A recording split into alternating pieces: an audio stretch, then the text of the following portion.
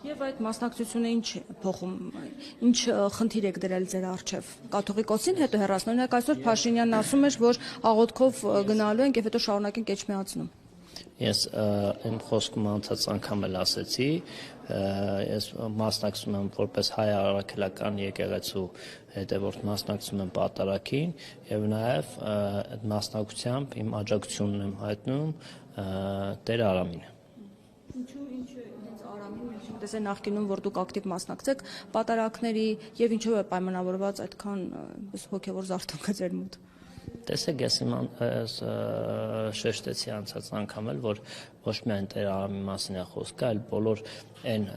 հոգեվորականները, ովքեր որ իրենց մեջ ուժ գտնեն եւ կհաղթարեն եւ կբարձրացնեն բոլոր այն խնդիրները, որ արատավորում է մեր Սուրբ Առաքելական եկեղեցին, ես պատրաստ եմ նաեւ ի աջակցություն նրանց նաեւ մասնակցել այն պատարագներին, որտեղ որ նմանատիպ հոգեվորական